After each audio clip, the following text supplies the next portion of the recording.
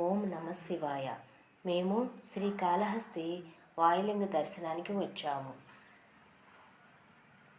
5 పంచభూతాలలో 4 శివాలయాలు తమిళనాడులో, ఒక శివాలయము ఆంధ్రప్రదేశ్లోని తిరుపతి జిల్లా శ్రీకాళహస్తి పట్టణంలో ఉంది. పంచభూత లింగాలలోని వాయులింగమే శ్రీకాళహస్తి. జంబుకేశ్వరంలో జలలింగం, కంచిలో పృథ్వీలింగం, అరుణాచలంలో అగ్నిలింగం, చిదంబరంలో ఆకాశలింగం, శ్రీకాళహస్తిలో వాయులింగం ఉన్నాయి. ఈ వీడియోని పూర్తిగా చివరి వరకు చూడండి. మీకు ఎంతో ముఖ్యమైన సమాచారాన్ని అందిస్తున్నాను. నా వీడియో మీకు నచ్చినట్లయితే లైక్ చేయండి, షేర్ చేయండి, సబ్స్క్రైబ్ చేయండి. ముందుగా మేము ప్రధాన గాలి గోపురాన్ని దర్శించుకున్నాం. దాని పక్కనే ఉన్న శ్రీకృష్ణదేవరాయలు కొత్తగా నిర్మించిన గాలి గోపురాన్ని దర్శించుకొని ముందుకు వచ్చాము. ఇక్కడ అనేక షాపులు ఉన్నాయి. ఇక్కడ పూజా సామాన్ అంతా దొరుకుతుంది. మేము పువ్వులు, బిల్వపత్రాలు, ఇంకా పూజకు కావలసిన వస్తువులను తీసుకున్నాము. ఇక్కడే లాకర్లో మేము మా ఫోన్లు, బ్యాగులు, చెప్పులు అన్నీ పెట్టుకున్నాము. అలాగే మేము ముందుకు వస్తూ ఉంటే ఇక్కడ లెఫ్ట్ సైడ్ మాకు ముందుగా వినాయకుడు, శ్రీవల్లి దేవసేన సమేత సుబ్రహ్మణ్య స్వామి దర్శనం కలిగింది. దర్శించుకోండి స్వామివారిని. సుబ్రహ్మణ్య స్వామి దర్శనం పక్కనే వినాయకుడు విగ్రహమూర్తులు కూడా ఉన్నాయి. దర్శనం చేసుకున్నాం. కొంచెం ముందుకు వెళ్ళగానే పాతాళ వినాయకుడి దర్శనం కలిగింది. పాతాళ వినాయకుడిని దర్శించుకోవాలి అంటే పాకుతూ లోపలికి వెళ్ళి కింద వినాయకుడిని దర్శించాలి. ఒకసారి 10 మందిని మాత్రమే పంపిస్తారు. 10 మంది దర్శనం చేసుకొని బయటకు వచ్చిన తర్వాత మిగిలిన 10 మందిని పంపిస్తారు. ఇక్కడ గ్రహణ సమయాలలో టెంపుల్ ఓపెన్లోనే ఉంటుంది. ఈ టెంపుల్లో రాహుకేతుల పూజలు ప్రత్యేకమైనవి. మంగళవారం భక్తులు ఎక్కువగా వస్తూ చేసుకుంటూ ఉంటారు. రాహుకేతు పూజ టికెట్లు 500 నుండి 5000 వరకు ఉంటాయి. గమనించండి. పాతాళ వినాయకుడు దర్శనం చేసుకోండి. ఇక్కడ స్వర్ణముఖి నది ఉత్తరం దిక్కుకి ప్రవహిస్తుంది. అందుకే ఈ నదిని కాశీలోని గంగా నదితో పోలుస్తారు. ఈ నదిలోని స్నానం చేస్తే పిండ ప్రదానాలు చేసి నా కాశీలో చేసినంత పుణ్యం వస్తుంది. అలాగే మేము కొంచెం ముందుకు వెళ్ళంగానే మాకు మహానంది కనిపించింది. మహానందిని దర్శనం చేసుకోండి. ఇంకా కొంచెం ముందుకు వెళ్ళాక మాకు శివలింగం కనిపించింది. శివలింగాన్ని దర్శించుకున్నాము. మీరు కూడా శివలింగాన్ని దర్శనం చేసుకోండి. అలాగే గర్భగుడిలోకి ప్రవేశించగానే ఎదురుగా దక్షిణామూర్తి కనిపించారు. స్వామిని దర్శించుకున్నాము. లెఫ్ట్ సైడ్ వెళ్ళగానే వినాయకుడు కనిపించారు. అలాగే వినాయకుడు గుడి పక్కనే రాహుకేతుల పూజ భక్తులు చేసుకుంటున్నారు. ఇక్కడ పూజ చేసుకొని భక్తులు తమ ఇళ్ళకు మాత్రమే వెళ్తారు. గర్భగుడిలో ఎటువంటి కిటికీలు ఉండవు, కానీ అక్కడ దీపాలు ఎప్పుడు గాలికి ఊగుతూ ఉంటాయి. తప్పక దర్శించుకోండి. శివలింగము దర్శించుకోండి.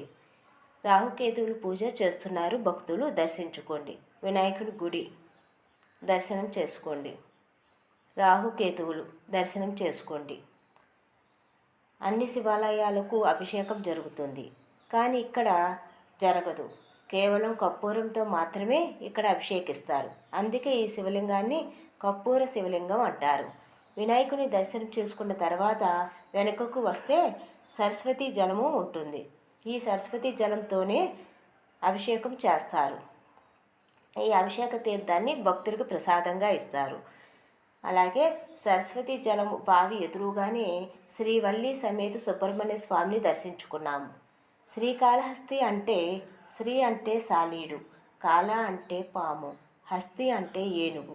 ఏనుగు ప్రతిరోజు తన తొండంతో స్వర్ణముఖి నది నుండి నీటిని తీసుకువచ్చి అభిషేకించి బిల్వపత్రాలతో పూజించేది. సాలీడు శివలింగంపై దుమ్ము ధూళి పడకుండా సాలిగూడు నిర్మించేది. పాము రోజు మణులతో రత్నాలతో పూజించేది. ఈ 3 ఒకదానికొకటి తెలియకుండా పూజించేవి.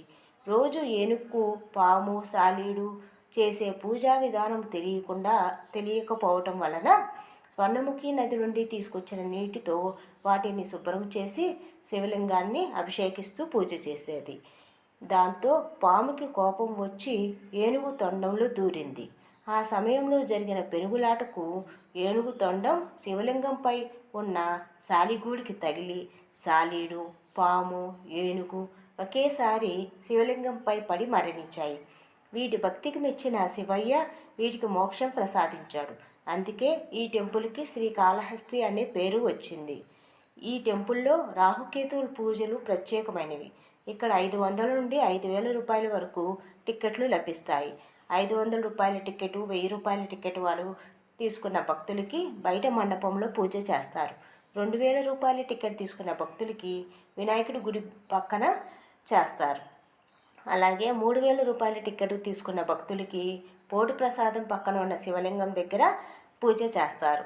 అలాగే 5,000 రూపాయలు తీసుకున్న భక్తులకి వాయులింగం పక్కన లెఫ్ట్ సైడు శివలింగం దగ్గర పూజ చేస్తారు. ఇక్కడ స్వామి పడమటి దిక్కు చూస్తూ ఉంటారు. అమ్మవారు తూర్పు దిక్కు చూస్తూ ఉంటారు. ఇక్కడ అమ్మవారు జ్ఞానప్రసూనాంబ. అమ్మవారి వడ్డానికి సర్పం ఉంటుంది, దర్శించుకోండి. అమ్మవారి దర్శనం చేసుకుని బయటకు వస్తే అక్కడ పైన 12 రాసుల చెక్కి ఉంటాయి. అక్కడ నిలబడి అమ్మవారిని దర్శనం చేసుకుంటూ 3 సార్లు ప్రదక్షిణ చేస్తే జాతకంలో ఏ దోషాలు ఉన్నా పోతాయని భక్తుల నమ్మకం. అలాగే సోమవారం, శుక్రవారం ప్రత్యేక పర్వదినాలలో అమ్మవారిని బంగారంతో తయారు చేసిన పట్టు చీరతో అలంకరిస్తారు. అలాగే ఇక్కడ వెంకటేశ్వర స్వామిని, శనిదేవుని విగ్రహాలను, కనకదుర్గమ్మ అమ్మవారిని, ఇంకా దక్షిణామూర్తి విగ్రహాలతో పాటు స్ఫటికలింగం, అనేక శివలింగాలను దర్శించుకోవచ్చు.